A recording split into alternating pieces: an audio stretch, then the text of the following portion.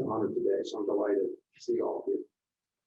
It's my pleasure to introduce Nick Denysenko today. Nick holds the Emil and Elfriede Jochum Chair, which supports the study of Christian values in public and professional life. As an ordained deacon in the Orthodox Church of America, Nick brings a very distinctive perspective about post-Christian identity. And while the Jochum Chair is a university-level appointment, Nick enjoys a faculty appointment in the Department of Theology.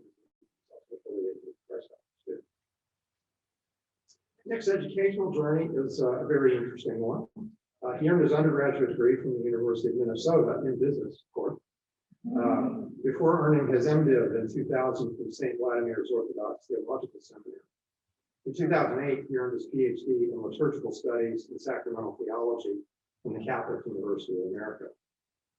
He then taught for a year as a lecturer at the Catholic University of America before joining the faculty of Loyola Marymount University in 2010 as assistant professor. He earned promotion to associate professor in 2015. And along the way at LMU, he served as the director of the Huffington Ecumenical Institute from 2011 through 2017. Nick then joined the Valpo faculty in 2018. Nick presented a very compelling case for promotion to professor.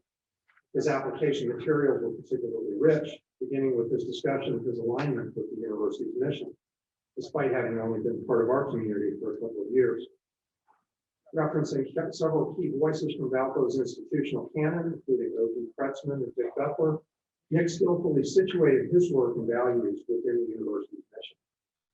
His statement was one of the most articulate in recent years. Nick's teaching record also demonstrated excellence. While he has taught a smaller number of courses than many of his peers have, perhaps, his student and peer reviews were very strong. Students appreciate his ability to engage them, as well as his ability to explain complex ideas. Nick also has very high standards and rigorous expectations, though not every student wanted those. Appropriate for an endowed chair, Nick's scholarship is prolific and influential. His focus is on Orthodox Church history, with 6 books and more than a dozen articles to his credit since his promotion to associate professor. Nick's external reviewer offered much praise for his work, which he described as that of, quote, an accomplished senior scholar in the field. That reviewer was particularly impressed with Nick's historical study of the modern Ukrainian church, calling it, quote, the best available scholarly source for this material that exists. That reviewer also noted that Rick is influential both among a small specialized set of scholars through his academic writing and among a broader public audience through his panel appearances, opinion pieces, and online postings. The external reviewer described him as, quote, one of the most important public voices for English-speaking Orthodox Christians. Nick easily exceeded our scholarly expectations. As one might expect from such an accomplished scholar, Nick's professional development was also strong. He's active in many organizations and conferences, including the North American Academy of Liturgy and the American Academy of Religion. He's also served as a member of the editorial board for Worship Magazine, the leading English language peer-reviewed journal for liturgical studies. Nick's application likely did not capture the full range of his professional engagement. His campus citizenship record was relatively modest given his short time on campus and the stipulated duties of his endowed chair, but Nick has still been an active campus citizen, particularly in campus ministry efforts. He has worked as faculty advisor, for instance, for our Student Orthodox Christian Fellowship. We'll certainly see more from him contributing to campus in the coming years. In summary, the recommendation from the Arts and Sciences Tenure and Promotion Committee concluded by stating that Nick, quote, fully lives out his vocation in a way that promotes the university's mission and clearly meets or exceeds all of the benchmarks for promotion. To have accomplished this in such a short time at Valpo is remarkable. Please help me congratulate Professor Nicholas.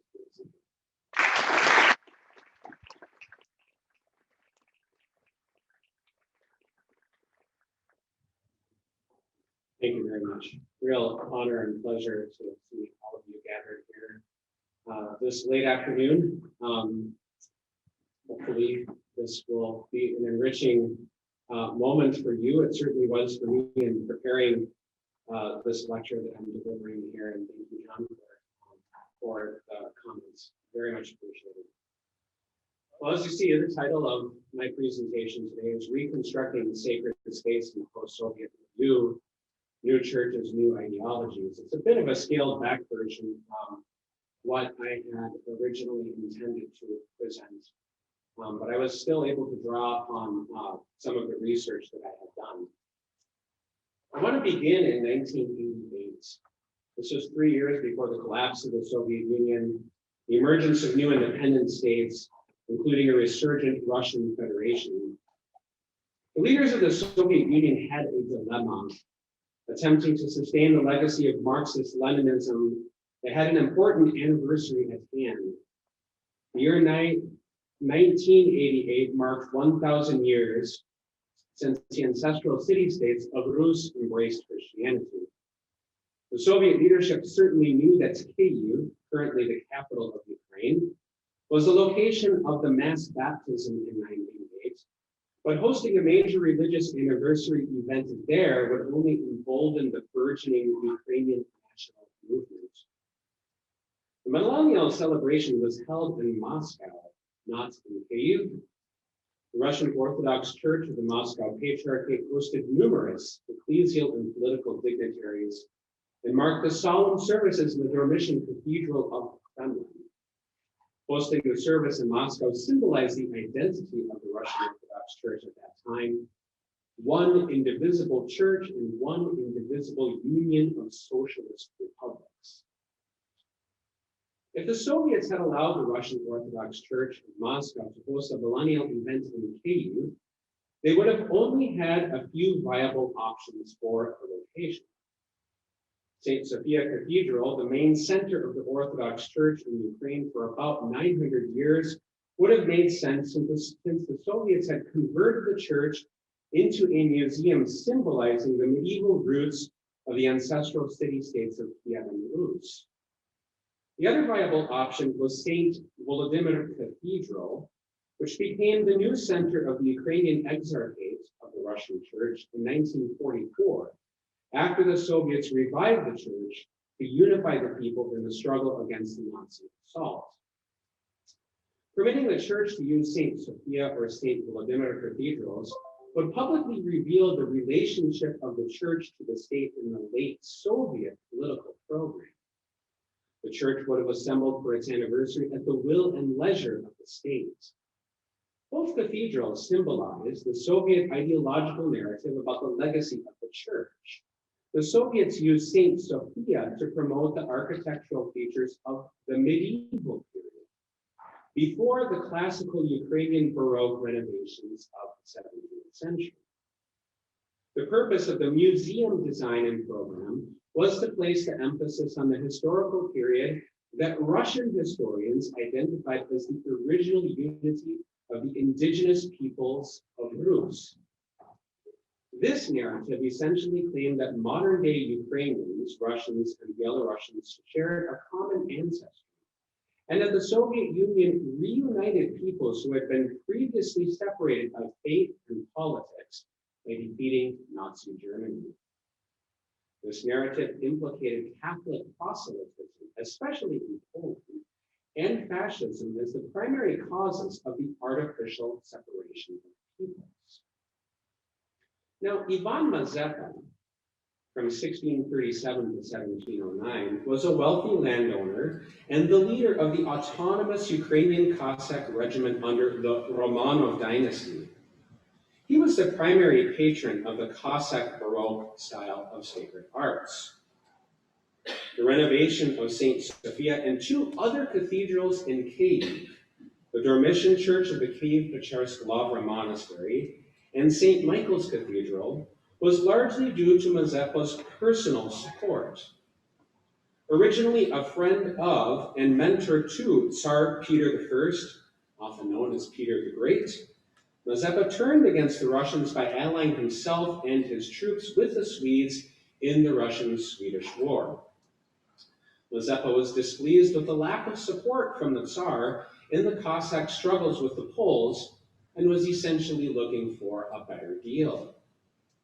When the Russians defeated the Swedes at the Battle of Poltava in 1709, the Tsar punished Mazeppa severely, especially through anathematization from the church. I love using that word with students, anathematization.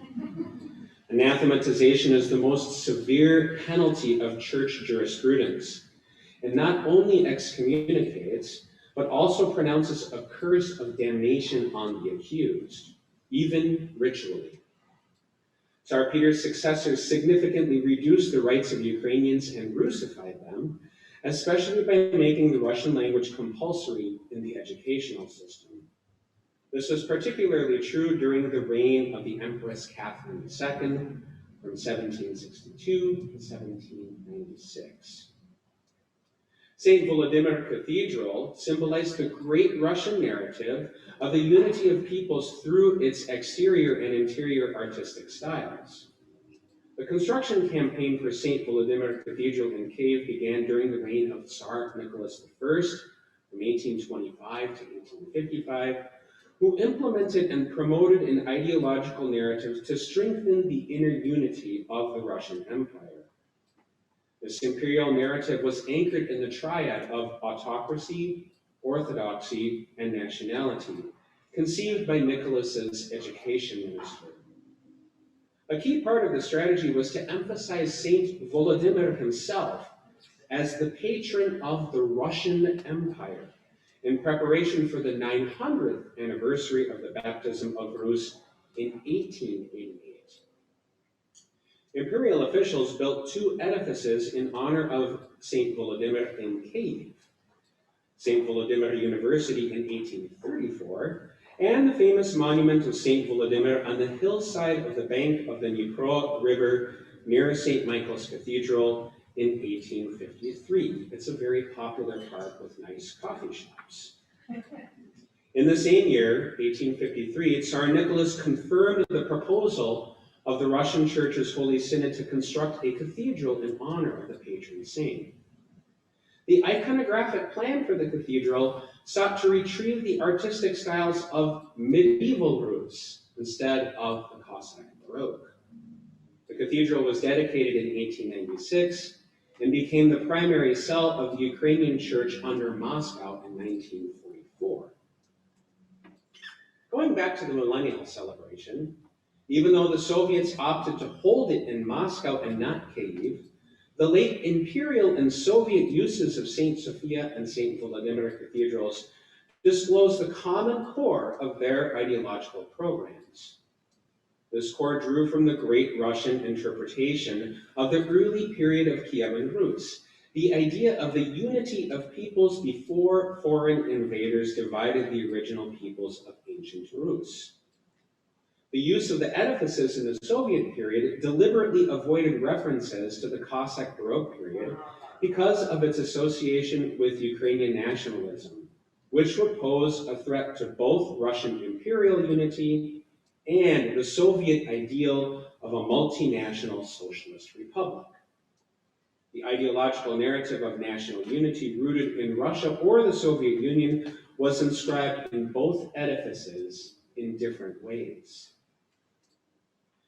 A seismic shift occurred in the symbiosis of narrative and structure in the late and post-Soviet periods, when the Soviet regime granted legal status to two churches, previously illegal, that threatened the monopoly of the Russian Orthodox Church: the Ukrainian Greco-Catholic Church and the Ukrainian Autocephalous Orthodox Church.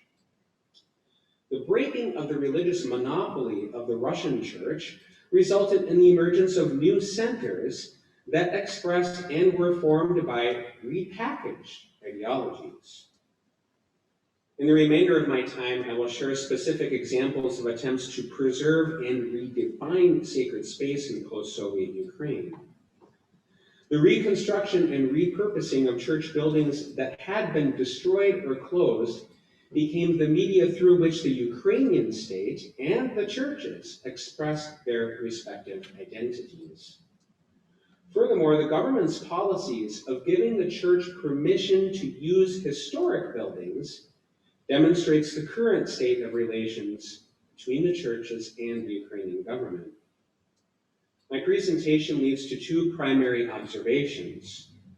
First, the process of redrawing the boundaries of sacred space represents multiple attempts to permanently inscribe the ideological underpinnings of post-Soviet Ukraine in mortar and brick. Second, the context of the new constructions elucidate the Ukrainian government's attempt to sustain religious pluralism and prevent the emergence of one dominant religious institution, while manipulating the crisis in the Orthodox Church to strengthen their position in the war with Russia. Reconstruction as reclaiming a usable past. In this presentation, a number of church buildings in Kyiv reveal the complex dynamics of church-state relations in Ukraine and the objectives of the state in the geopolitical sphere. I begin with the post-Soviet reconstruction of St. Michael's Cathedral in the city center and the Dormition Cathedral at the Kyiv-Peczersk Lavra. Both reconstructions took place under the presidency of Leonid Kuchma from 1994 to 2005. The two edifices are the most prominent reconstructions produced by the, quote, Program and Procedures for the Recreation of Prominent Monuments of History and Culture of Ukraine, approved by Ukraine's Cabinet of Ministers in 1999. Reconstruction of St. Michael's started early in 1998, and the Dormition rebuilding was underway in 2000. Architectural scholar Olenka Pevny notes that these two reputable Kyiv cathedrals top the list of 56 religious, civic, and military monuments earmarked for reconstruction. The project itself denoted Ukraine's attempt to establish a new ideological narrative by recovering aspects of a usable past. St. Michael's and Dormition were symbolic because of their deep roots in Kievan spiritual and architectural heritage. The two edifices originated from medieval Kievan Rus before the evolution of Kyiv from the primary cell of Rus to an urban center with a sizable Orthodox minority in the Polish-Lithuanian Commonwealth, which had a Roman Catholic majority. Pevny notes that the aforementioned Ivan Mazepa financed the renovation of the Dormition Cathedral and the Kyiv Monastery and donated numerous precious items, including a silver chalice, a silver chandelier, a jewel-encrusted gospel book for the Dormition Cathedral. The Soviet demolition of these and other edifices inspired reconstruction in post-Soviet Ukraine. When Stalin assumed power in 1924, he viewed regional nationalism as a threat to the unity of the Soviet Union and imposed a new course of Russification on Ukraine. Stalin's regime embarked on a campaign to remove public markers of national identity. In 1936, the Soviets destroyed St. Michael Cathedral, replacing it with a Soviet administrative complex. In 1941, the retreating Soviet army blew up the Dormition Cathedral at the Peczersk Lavra Monastery. And for historians, just note that that assertion is one of scholarly dispute. There are some who say the Nazis instead destroyed that edifice. Now, what's important for our purposes here today is to understand how edifices promote opposing ideologies. The Soviets destroyed St. Michael's in part because it symbolized Ukrainian identity of the Cossack Baroque period when Ukrainians sought to revise their relationship with the Russian Empire. That's the connection to Mazepa.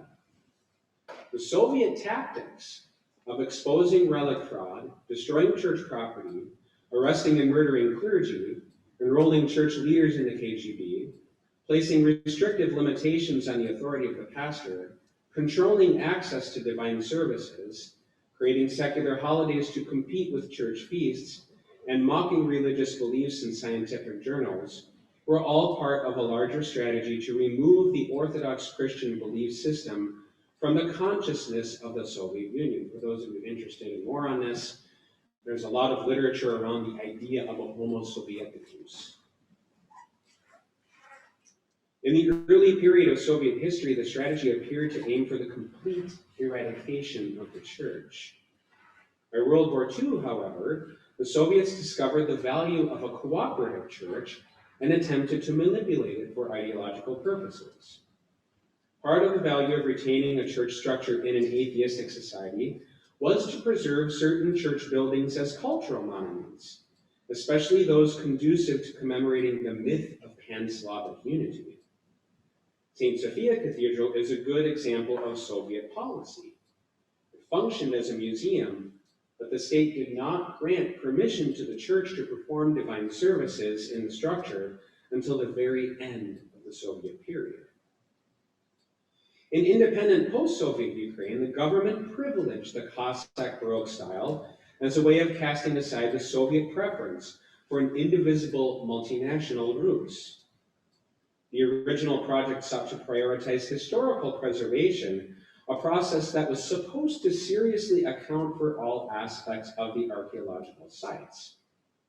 Another architectural historian, Katerina Goncharova, states that the project went off course when its leaders became too obsessed with new materials and techniques. State officials abandoned parts of the project as early as 2001, beginning with the annulment of the presidential order and including the cancellation of the program for reconstruction. One of the debated issues was an accounting for the entirety of the history expressed by both St. Michael's and the Dormition Cathedral. The project's decision to feature the Cossack Baroque style in both edifices distorted the wholeness of a state-sponsored historical project. So basically you have historians critiquing the reverse of only privileging medieval roots. Now they were ignoring medieval roots and only privileging the Cossack Baroque style as part of the ideological program. Now architectural historians consider this to be a noteworthy setback, especially St. Michael's, which offers a number of potential lessons on connecting ideological articles with architectural programs. The new edifices in Kyiv attain their own identities through the continued course of post-Soviet church and political history. In 2014, St. Michael's became a symbol of the Euromaidan Revolution of Dignity when the church opened its doors to the victims of the Berkut riot police shootings and converted St. Michael's into a hospital and safe haven. Goncharova, who had been very critical of the reconstruction of St. Michael's, argues that St. Michael's role during this epic event granted it a degree of authenticity that it lacked previously as an incomplete reconstruction. The truth is that St. Michael's became a symbol of Ukraine's embracing of religious pluralism as soon as construction was completed, because the state granted use of the property to the Ukrainian Orthodox Church, Kievan Patriarchate. And it's at this point where I'm going to give you a quick 2-minute primer, it's the shortest possible duration, on the transformation of Ukraine's religious environment, because it helps to provide the context for state decisions in giving specific properties to churches and religious institutions. That, by the way, is St. Michael's. So the idea here is to imagine how Ukraine evolved from a nation and then a state that had one dominant religious institution, the Russian Orthodox Church, to what is now, some scholars say, the most religiously pluralistic country in Europe.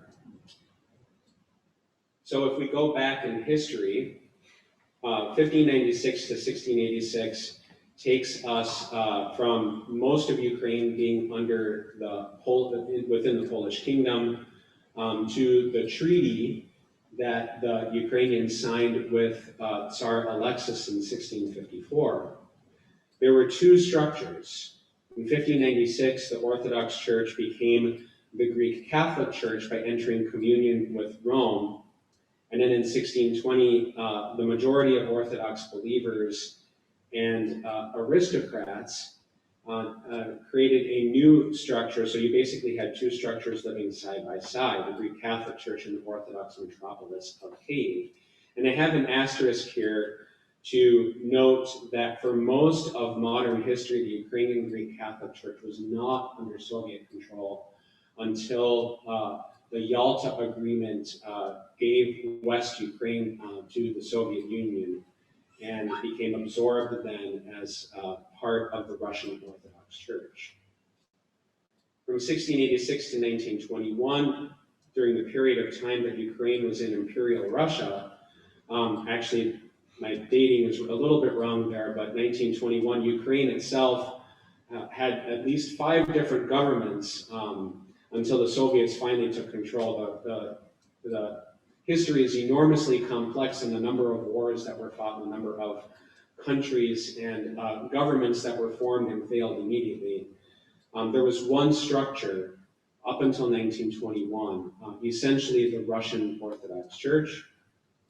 From 1921 to 1930, there were 2 structures, actually more of 2 dominant structures, the Russian Orthodox Church and the Ukrainian Autocephalous Orthodox Church.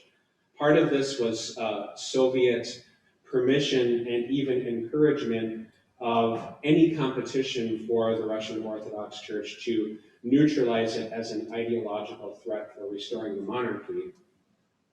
From 1930 to 1941, there were very few churches that were even open in Ukraine. Those that were part of one structure in the Russian Orthodox Church.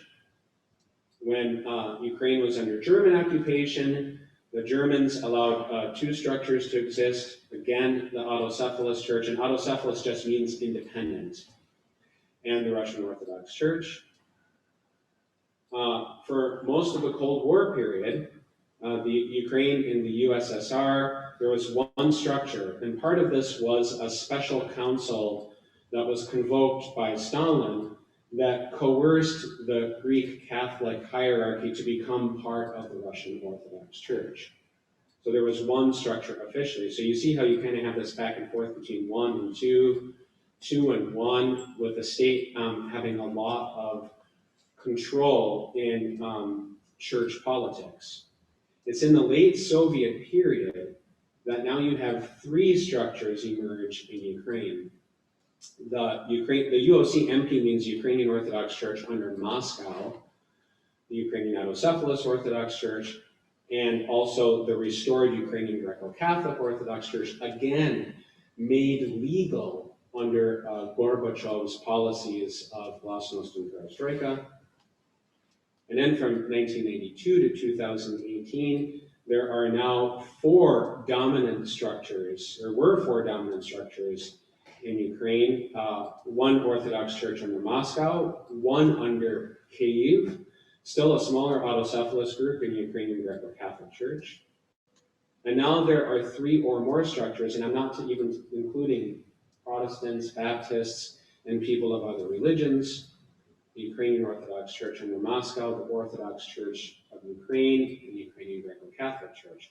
And really the whole point of this is to show how the dominance of the Russian Church has evolved into a rather impressively sustained period of religious pluralism. Not always of groups tolerating one another, but there is still religious pluralism, especially among the Christians in Ukraine. Okay, there'll be a quiz on this at the end. The Ukrainian state's decision to grant the rebuilt St. Michael's Cathedral to the Kievan Patriarchate marked the government's acceptance that multiple Orthodox churches were a part of Ukraine's religious identity. The arrival and survival of the Kievan Patriarchate and the Greek Catholic churches that had been illegal for most of the Soviet era manifested the end of the monopoly that the Russian Orthodox Church had enjoyed in Ukraine since 1686, more or less. Now, the Kievan Patriarchate used St. Michael's as its primary cell of gathering for a period of 18 years, but the aforementioned St. Volodymyr Cathedral remained its official cathedral. So they were essentially in 2 places at St. Volodymyr Cathedral, but they had most of their public gatherings, official meetings, and academic symposia on the property of St. Michael's. Cannot understate the significance of this development.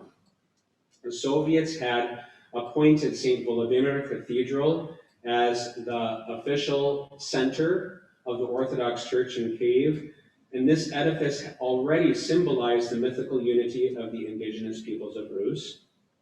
Now in independent Ukraine, post-Soviet Ukraine, Orthodox Ukrainians who were not under Russian rule expanded their presence in Kyiv by occupying St. Michael's.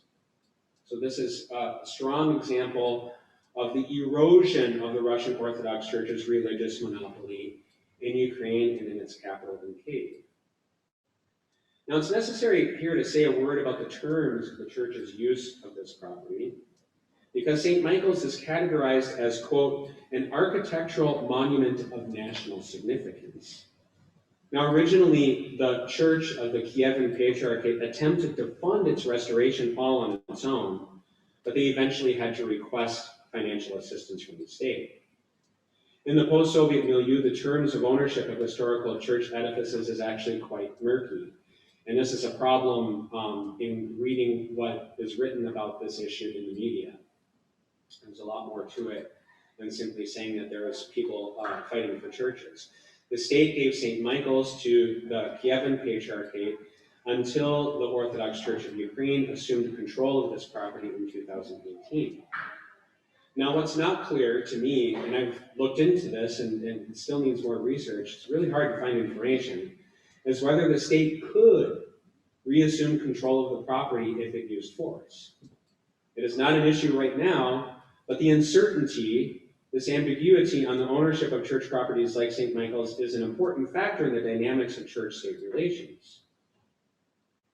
Now, the situation with religious identity and traditional edifices took a decisive turn in 2018 because in April of that year, President Poroshenko announced that the process of securing this autocephaly, church independence, was finally imminent for all of the Orthodox churches in Ukraine.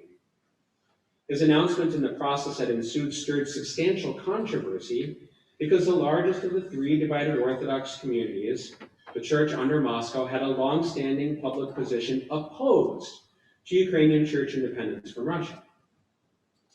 The process itself disclosed both the church's self-understanding of their boundaries within Kyiv and the state's opinion of the respective churches. Poroshenko held meetings with leaders of the churches on various occasions from April to November of 2018 to collect their signatures for the official petition to the Patriarchate of Constantinople requesting independence, and also to update them on the final steps of the process. The proposed process required the divided Orthodox churches to unite, and that would mean that their leaders would either have to relinquish or share power. On November 13th, 2018, Poroshenko had an important meeting scheduled with the Ukrainian Orthodox Church under Moscow at the Ukrainsky Dom, a convention center. The site was strategic. It was supposed to be neutral, a place that symbolized the church's freedom to act without pressure from the state. The leaders of the church under Moscow indicated their willingness to meet with Poroshenko. Now, the stakes for Poroshenko were very high. The two smaller Ukrainian Orthodox churches, the Kievan Patriarchate and the Autocephalous Church, wholeheartedly endorsed the state's appeal for independence and affixed their signatures. Their commitment to the process signified their willingness to put aside their differences that had separated them for 26 years. The church under Moscow, which had the most parishes, clergy, and bishops, maintained their opposition. Poroshenko hoped to persuade about a dozen of the 80 bishops of this church to join the appeal. If he could somehow convince the three churches to unite, he would reduce the influence of the Russian church significantly in Ukraine, which would have been an enormous political achievement. Prior to the scheduled meeting with Poroshenko, the church under Moscow had held a meeting of all of its bishops at the Kyiv-Peshchersk monastery. They then reneged on their promise to meet President Poroshenko. They spent the entire day at the monastery and issued a series of official declarations along with a statement explaining their absence. Their objections included a dismissal of the meeting location. They claimed that any discussions that concerned the church needed to take place on so-called church territory, meaning at the monastery complex. Now, what's notable here is the Moscow Church's identification of the Kyiv-Peshchersk Lavra Monastery as church territory. This designation is technically misleading. In 1988, as a concession to the church, the Soviet Union returned use of the far caves of the monastery, complex to the church, but the church does not technically own the property. Technically, they are tenants. The monastery is part of a larger complex known as the National Cave Pecharis Reserve. It's certainly famous for its burial site of the numerous saints underground in the caves, and it has several churches and a number of administrative buildings, stores, restaurants, and conference centers. The entire complex itself technically belongs to the Ukrainian people and not the church. And in this particular case, the church pays a lease to use the property. So the Moscow Church's identification of the monastery complex as church property illuminated an ideological standoff. The church body designated the monastery to be a safe space with clear boundaries. Presidential visit to the monastery would make the church the host of the event. And this is where the uncertainty surrounding ownership comes into play, because wild rumors began to circulate that the state was going to evict the Moscow Church from this monastery and also from its sister monastery in Ternopil, the Pochayev Lavra Monastery. The rumors turned out to be false. They're still circulating now. Go on the internet and you'll find them immediately. But the discussion of the possibility of eviction in mainstream media reminded the public about the legal technical terms of occupancy at the monastery complex. The long-awaited meeting that actually united concretely the Ukrainian Autocephalous Church, the Kievan Patriarchate, and a very small contingent from the Moscow Church. Instead of the 12 that Poroshenko wanted, they got 2 of 80 bishops into the Orthodox Church of Ukraine, took place at none other than St. Sophia Cathedral. Like the Cave Pecharis Monastery and St. Michael, St. Sophia's is a complex. You can actually get lost if you don't know where you're going. The restored cathedral itself, as mentioned before, is still a museum controlled by the state. Now divine services are held there on rare occasions, usually for national commemorations, including leaders from all churches and other religions. Now, designating St. Sophia as a site for the creation of the new officially united Orthodox Church was a show of force and legitimacy. The site represented an officially neutral site, with the state as the initiator and the host of the event. Poroshenko was seated at the head table when the negotiations were taking place during the proceedings of the meeting. The selection of St. Sophia granted a strong sense of legitimacy to the event.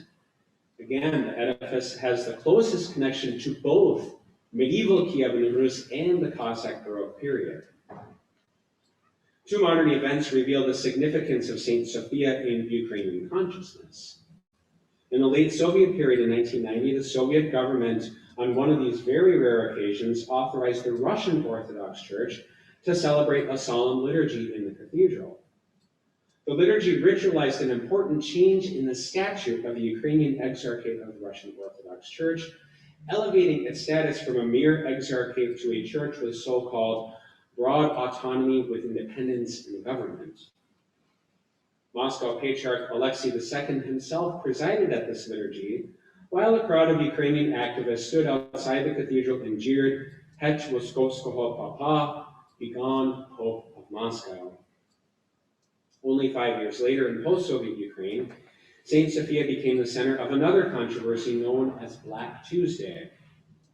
At this point, the Orthodox Church had already split into 3 divided institutions in Ukraine. The then head of the Kievan Patriarchate, Patriarch Volodymyr Romanyuk, who had been a Soviet dissident who had been imprisoned and tortured, died in June 1995. The Kievan Patriarchate sought to bury him in St. Sophia, which would follow the tradition of Kievan Rus, when beloved princes and church leaders would be buried in the crypt of a church, certainly not limited to Rus, but common to the medieval Christian historical period. Serhiy Plokhy of Harvard University depicted this tactic of the Kievan Patriarchate as staking, quote, "a claim to the greatest shrine of East Slavic Christendom," end quote. However, President Leonid Kuchma opposed this burial and refused to permit it. The Kievan Patriarchate led a funeral procession to the door of St. Sophia and were confronted by riot police. This was the first instance of violence used by the government in post-Soviet Ukraine. The Kievan Patriarchate was not able to gain entrance to the cathedral, so instead they buried Patriarch Volodymyr outside the walls of the cathedral complex, still there today. Many Ukrainians depicted the event as an instance of believers standing up to the state's unjust use of force, and the Kievan Patriarchate's identity began to change as a result of their confrontation with the riot police. For its part, the state's rationale for refusing the burial was quite clear. They wanted to uphold the appearance of maintaining neutrality in religious affairs. So when the creation of a new autocephalous Orthodox Church of Ukraine took place at St. Sophia on December 15th, 2018, this new church desired to claim St. Sophia as their regular, ordinary cathedral church.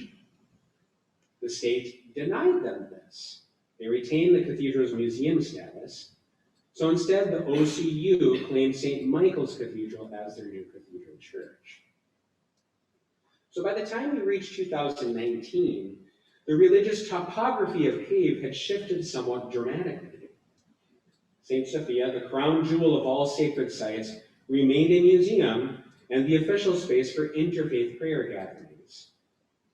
The government's tendency, however, to grant the Orthodox Church of Ukraine permission to use St. Sophia for liturgical gatherings, including quite recently, it's not just Notre Dame that had His All Holiness Patriarch Bartholomew, but Ukraine, in a big deal during a terrible pandemic, with huge crowds, invited him in August 2021, and they used St. Sophia for the occasion.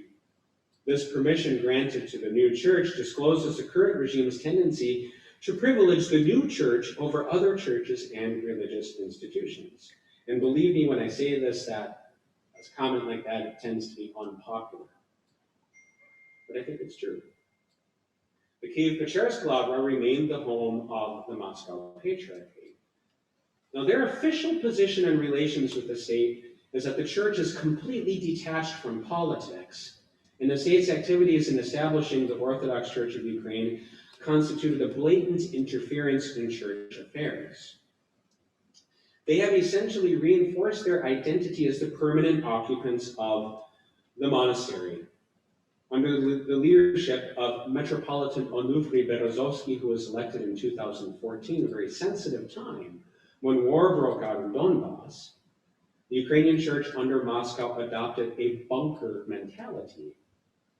They allowed all interfaith dialogues to dissolve and expressed their opposition to Ukraine's fighting the war in Donbass in a controversial public gesture at the Ukrainian parliament when President Poroshenko, members of parliament, and all other guests stood to honor those who died in service defending Ukraine, while the three representatives of the Ukrainian church under Moscow remained seated. I circled them here in the photo. In the Ukrainian media, this was explosive. Their official anti-war position is necessitated, some say, by a political complication. Within the borders of the structure of the Ukrainian church under Moscow, the diocese in Crimea remains officially a part of their structure, despite the fact that Crimea was annexed by the Russian Federation in 2013. Fierce public criticism of the Ukrainian church under Moscow for refusing to publicly identify Russia as the aggressor in the war only encouraged their church leaders to take refuge behind the walls of the monastery. They revised their official public identity profile on the basis of two important changes. First, they claimed that their public position against the war and for all of Ukraine, meaning not only Ukrainian nationalists, but all of Ukraine, including Donbass, was countercultural and unpopular with the mainstream media and governing regime, but they claimed true to Christian tradition. The head of the church likes to say, we are the pastor of all the people, not just those who are in the right political party. They used the public criticism of their position to develop and promote a martyr identity. And they used this martyr identity to implicate political elites, the media, and the religious opposition for persecuting the church, which they claim was and is witnessing to the truth of the gospel. The martyr identity was one dimension of a complex institutional personality. They made their dwelling in one of the most respected monasteries of the entire global Orthodox Church. Their metropolitan, Onufri, had a reputation for promoting the ascetical life, and their media service sensationalized that dimension of his persona. Other well-known Orthodox elders declared the church under Moscow to be the only legitimate one in Ukraine. And this strategy was effective within the whole global Orthodox world until the 2018 creation of the new church shifted a few Orthodox loyalties. Among Orthodox, the most valuable endorsements came from elders and ascetics of other famous monasteries, sister monasteries to Kiev-Pecherslavra, especially Monathos, the monastic island of Greece. One must note, however, that the church's claim that it is apolitical is fatuous, especially given its obvious association with Vadim Novinsky, an oligarch granted Ukrainian citizenship by none other than the disgraced President Viktor Yanukovych. Novinsky is a member of parliament, a member of the opposition Bloc Party. He has established his vocal public support for the Moscow Patriarchate more than any other politician, and seems to have been rewarded for his loyalty by receiving ordination as a deacon of the church. The situation surrounding the new Orthodox Church of Ukraine is as equally intriguing, but for different reasons. Lviv in western Ukraine, which had been under Poland and the Austro-Hungarian Empire, was the original center for the late Soviet movement for church independence. But in 1992, that center transferred from Lviv to Kyiv, and St. Volodymyr Cathedral in particular. Now, we've already noted that this cathedral was the center of the Russian exarch, or the Ukrainian exarchate, that represented this notion of the indivisibility of the peoples of Rus. One leader dominated church life from 1966, the indefatigable Metropolitan Filaret Denysenko, no relation. When he united with the independence movement in 1982, his cathedral community of St. Volodymyr went from being a center of Moscow Patriarchate to the visible symbol of the independence movement, even though he did not become its formal leader until 1995. Now, to take a complex situation and to make it even more murky, Filaret, the best known for all kinds of reasons persona in Ukrainian church politics, agreed to the terms negotiated for the dissolution of the church he led from 1992 to 2018, the Kievan Patriarchate, and the creation of this new OCU. The terms stipulated that he recuse himself from candidacy for the office of Patriarch or Metropolitan, the leader of the church. The creation of a new church resulted in the migration of the center of Ukrainian church independence movement from St. Volodymyr Cathedral to reconstructed St. Michael's. Furthermore, the church no longer recognized Filaret as a patriarch, but instead as a retired metropolitan. So this reduced the status of his cathedral church. It was no longer patriarchal, and was now that of just a retired metropolitan. That being said, Filaret insisted that he remain the patriarch of the church, a secret agreement that had no documentation, perhaps it was written down on a napkin, and that the newly elected Metropolitan Epifani Dumenko was simply handling the OCU's external affairs. So he conducted himself as if he were still patriarch, and this issue came to a head when Metropolitan Epifani and not Filaret convoked meetings of the Synod, Council of Bishops, which happened to take place in the territory of St. Michael's and not in Filaret's residence, which had been the practice for the previous 18 years. Just imagine when you come to a meeting and the previous person who had been leader, who retired, shows up and says, well, actually, I'm still in charge. Right? And that's kind of what was happening there. Unable to tolerate retirement and the governance of his former lieutenant Epifani, Filaret withdrew from the new OCU and attempted to revive the Kievan Patriarchate. His cathedral now symbolizes a small dissident movement that depicts the new OCU as subordinate to the Patriarchate of Constantinople, with the Kievan Patriarchate the true, real Ukrainian church. In the first 2 years since obtaining independence, the OCU has firmly established St. Michael's as its primary cell.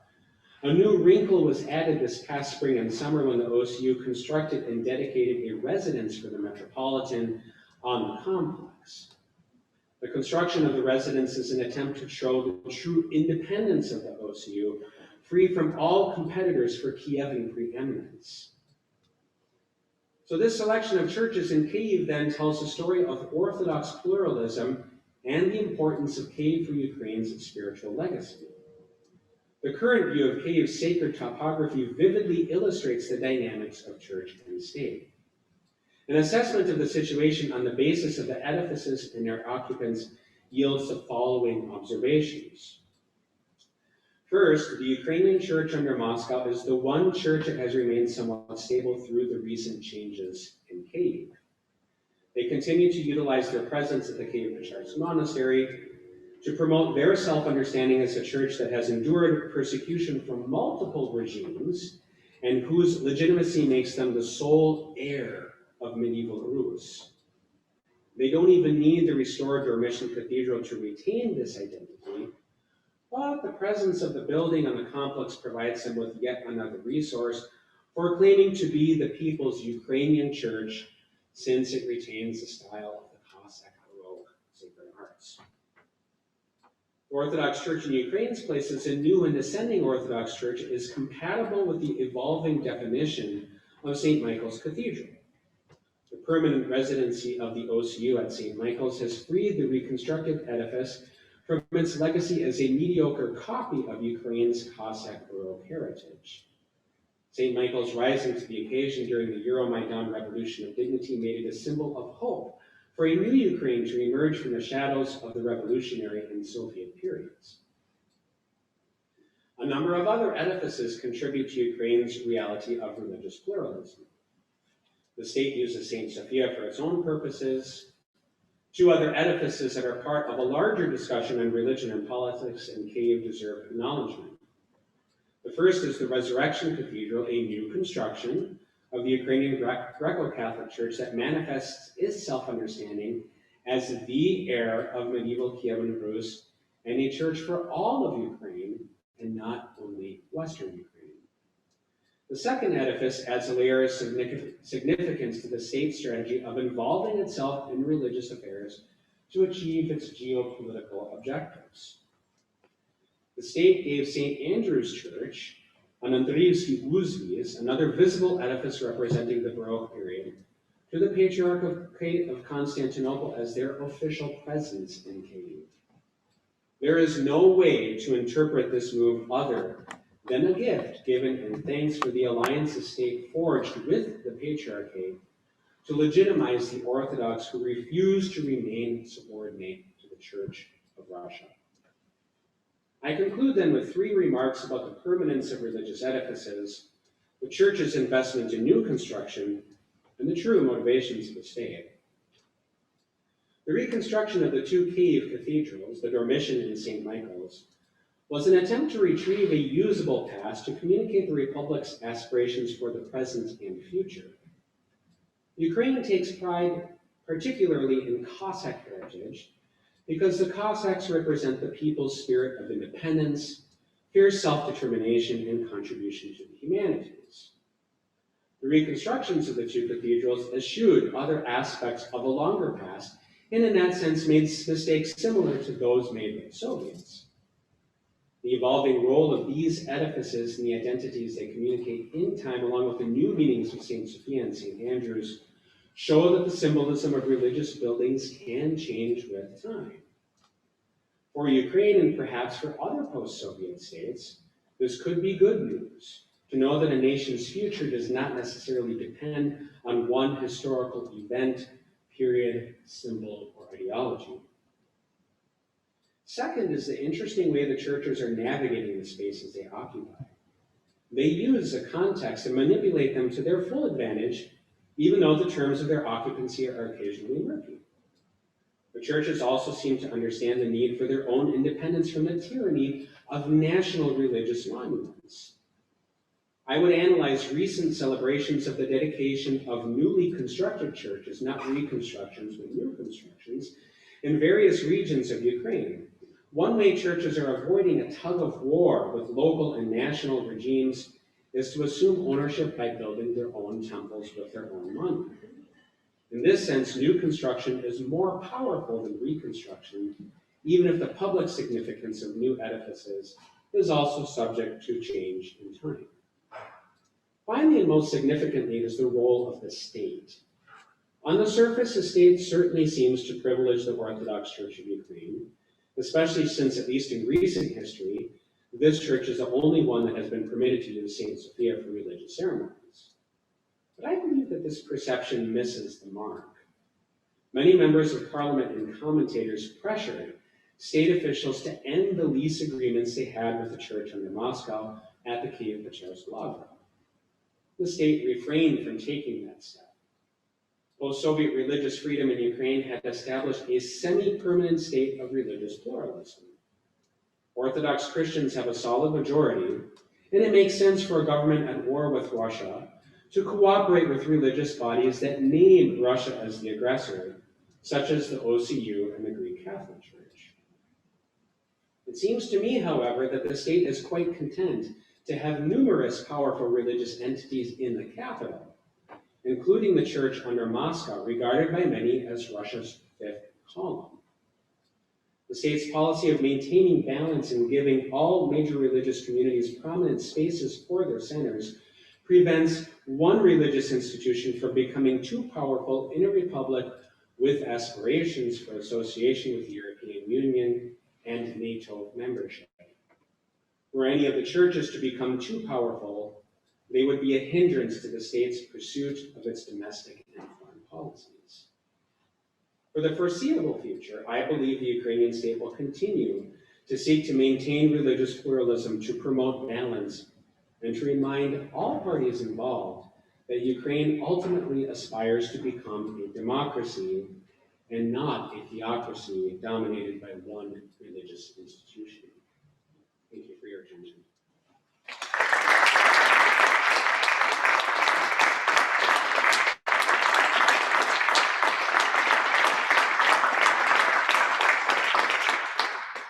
Thank you, Nick. What our practice has been is if you'll stay up at the podium, and then as people ask you questions, if you will repeat them, because that feeds it into the live feed. Sure. Yep. Anybody have any questions? Well, I don't want to take a quiz on that one slide, but I was intrigued to see the Orthodox Church of Ukraine showing up so late, 2018. And when I think about somebody starting a new church, I don't think of it as 2018, we're starting a new church, and then suddenly you get a lot of people flocking to it. But apparently that is what happened. I know that's not accurate, but who came to this church? Were these people who were not churched during the Soviet period? Are they people from a certain region? Who's making up this new church? Yeah, thank you. The question is about the creation of the Orthodox Church of Ukraine in 2018 and who belongs to this church. That's a great question. There's it's kind of an evolving, constant evolving process of scholarly literature in this matter. The book that I published on the Orthodox Church in Ukraine provided the history of that process from 1917 to 2016, for approximately 100 years. So without going into that complex history, what I think I can tell you is that basically you had adherents. So an illustrative example is when the Moscow Patriarchate held this council in the city of Lviv in 1946 that declared the liquidation of the Ukrainian Greco-Catholic Church. There's a whole body of official church literature throughout the whole Cold War period that celebrates the reunification of peoples into one multinational Moscow Patriarchate, which is compatible with the Soviet multinational church. You know, it was there's another it's not an edifice, but it's a monument in Kyiv that celebrates Russia and Ukraine as being fraternal peoples. So it's this whole idea that it was Catholics and fascists who sought to divide the previously united Slavic peoples. That was the ideology, right? That was it's all over the literature of that period of time. It actually predates the Cold War. At the very beginning of the war, when they revived the church in 1943, they were preaching from the pulpit in the major cities of the Soviet Union, including Leningrad and Moscow and elsewhere, that this is the enemy, and that the enemy is linked to the Polish Catholic past. So you have this myth of now everyone is happy in one Moscow Patriarchate, when the fact was that these people remained Greek Catholic in very creative ways. There's a whole fascinating body of literature on this by a scholar named Natalia Shlichta in Kyiv.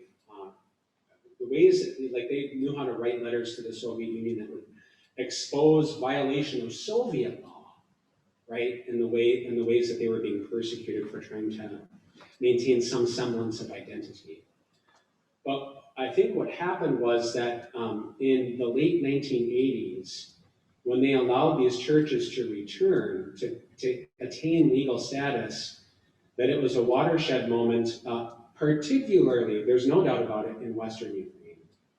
Where in Western Ukraine, which you have the primary cells of the Ukrainian national movement, you have huge amounts of parishes, of people, of even bishops and churches going either to the Greek Catholic Church or the new autocephalous church. So that was kind of the watershed moment that broke everything. And the other part of this that's absolutely fascinating is that if you look at religious practices in Ukraine, as you go from west to east, the index of religiosity decreases. The Moscow Patriarchate to this day is quite strong in the western half of Ukraine, right? So you have all of these things happening, but it's now legal. It's now legal. They're embracing religious pluralism. So the problem for the Orthodox was that they kept disagreeing on who was in charge and on what the terms of the new church was going to be. So you have a majority that remained under Moscow and a minority that were independent. And within the minority, there was a second split. For 26 years, they had a commission to overcome their divisions, and they kept disagreeing in the title of the church and on the methods used to elect its leader. So another watershed moment, without a doubt. I mean, there are a number of them, but without a doubt, is 2013-14 Maidan, and then the war in Donbass. There's really a lot of interesting literature here too, but what I'll say about that is I think it became very difficult for the Ukrainian Orthodox Church under Moscow at that point to maintain a position saying that they were truly Ukrainian. When they were commemorating the name of a patriarch who was saying that the American government, don't Google this because you'll find YouTube videos and all kinds of fascinating, well, maybe not so much, but entertaining articles that say, as the American government that staged the Maidan, only 8% of the Ukrainian people actually supported it. Well, it wasn't 75%, it may not even have been 55% of the Ukrainian people who supported the Maidan. But what was clear is that a huge number of people who didn't care so much about church affiliation at that point, in 2014, the sociological studies show a huge shift of parishes changing their affiliation from Moscow to Kyiv. And when it became impossible to win the war, President Poroshenko somehow succeeded where predecessors had failed in getting at least 2 of the 3 churches to finally agree. I only very implicitly alluded to the role of Constantinople. Among the Orthodox, they're considered to be kind of like the first among the leaders. When they finally said, we're going to grant a certificate, or it's called a tomos, which means part of a book, but a certificate of independence, this was a huge shift. So even though you still have this segment of Orthodox who remain officially under Moscow, you had these body of Orthodox people who had been in one or the other independence movement who are now united. So really, essentially, in West Ukraine, you have a strong Greco-Catholic church, you have a strong Orthodox Church of Ukraine, and you have a fairly sizable presence of the church under Moscow. And as we go eastward, those demographics shift a little bit.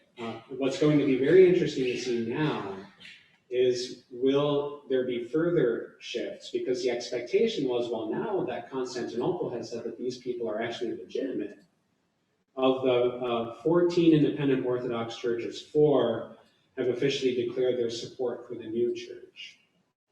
And that actually happened quite quickly. Usually this process moves very slowly. I like to say the Orthodox are kind of like Ents in the Lord of the Rings. It takes a long time to say everybody's name at the meeting before they come to agreements. So they, the fact that 4 have said, yes, we recognize, it's like recognizing a nation that declares its independence, recognizing their sovereignty. That's what this is, when 4 of the churches say, we recognize them. We'll share communion with them. So for that to happen that quickly is unprecedented, really, in modern Orthodox history. What we don't know, though, there was an expectation that all of Moscow is just going to go to Kyiv in Ukraine, and that has not happened. That has not happened. The numbers have remained relatively stable. Wanted to see if there were other questions. Of course.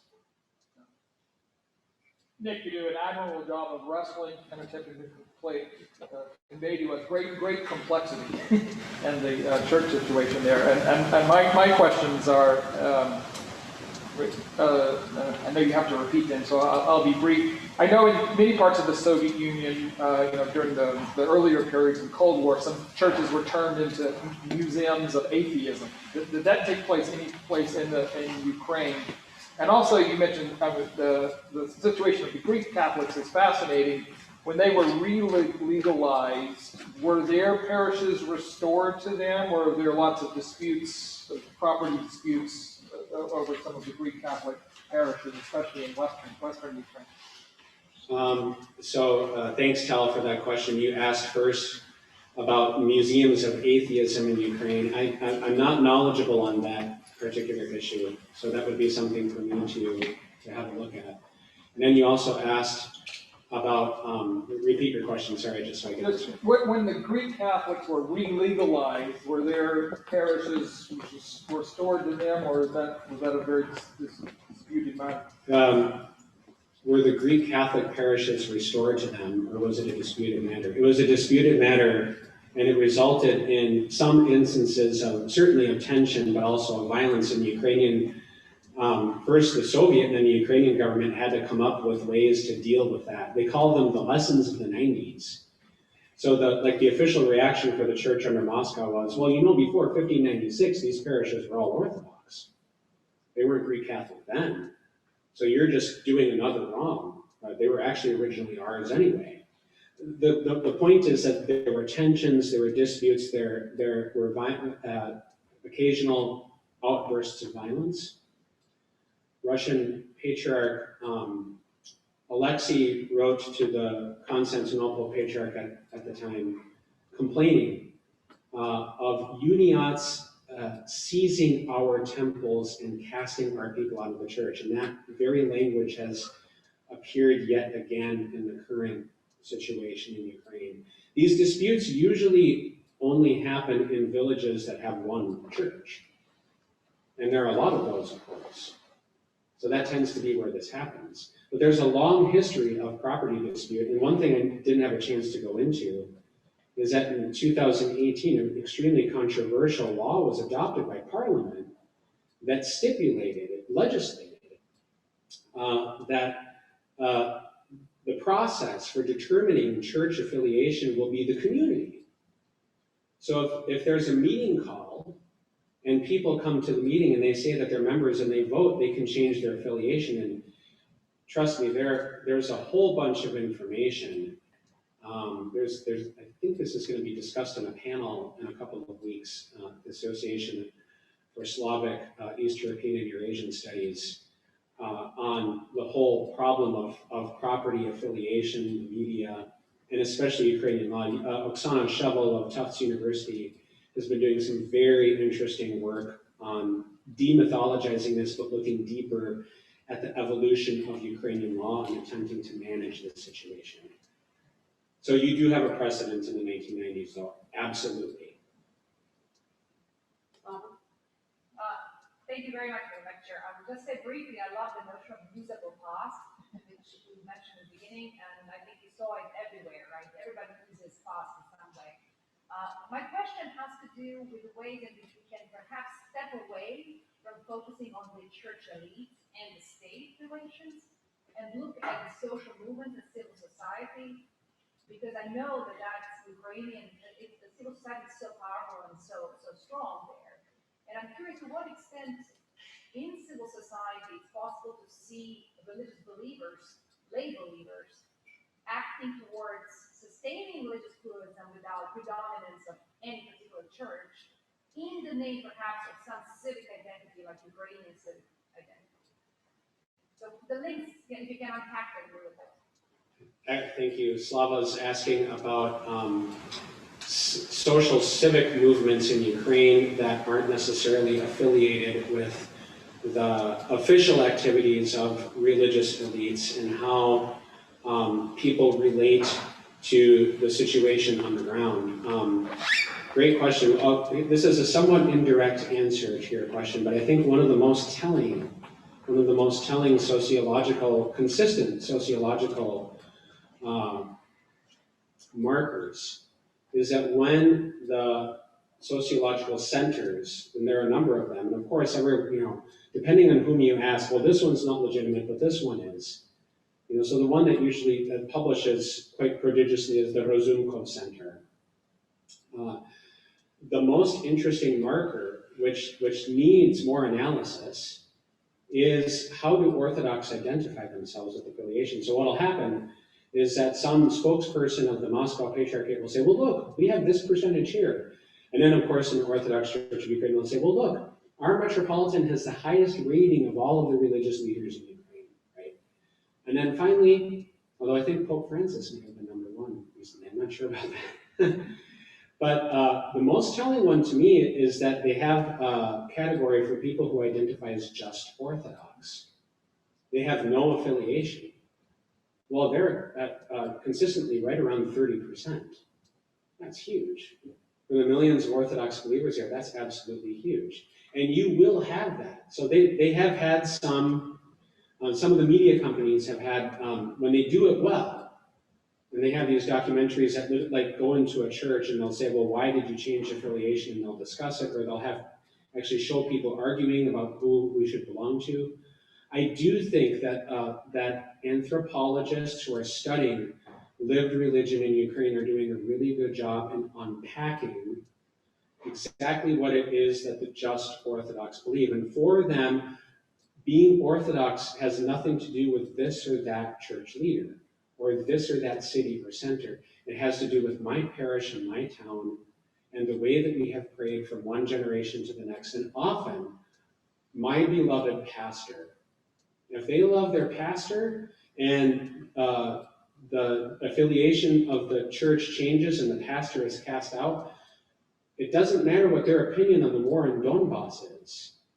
They're going to side with their pastor and say, oh, Father so-and-so is absolutely wonderful. And I think some of that may be coming out in that meeting as well. And I know that that's not, it's only the beginning of the unpacking. But I think that the just Orthodox demographic is absolutely telling. And I told the bishop there, I said, you should pay attention to these people. Talk to them about everyday stuff, not about Moscow's bad and Kyiv is good or whatever. I'm going to ask if there's one last question before we break for Kate, but you're free to ask, more questions during your social time. I'm curious, it seems like there's this kind of, I don't want to say if it's controlled power or the power of control in terms of space with the government. And I'm curious what your thoughts are with the proliferation of brand new buildings, if there's a worry about some kind of gradual incursions of control in terms of space, because it seems like the government, in terms of controlling what religious services can happen, there's that there's that precedent there, but what is, do you think there'll be any incursions on the so-called privately, I don't know how you would language it, but the independently built churches, and what do you think that looks like in terms of the landscape? Yeah, thank you, Randy. That's a great question too. When they build a new temple with their own money, is there a possibility that the state is going to intervene and say that, well, now these people want to use this space so you can use it?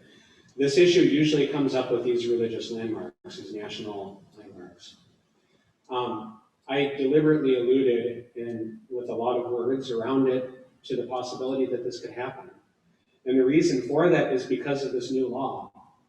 Because if you have a community where you have people responding to something that's going on geopolitically that suddenly says, geez, or you have even a contingent of people within that community that say, we don't want to pray for the Patriarch of Moscow during our divine services, you could very easily have a situation where a local official uses their influence to manipulate the affiliation of the temple.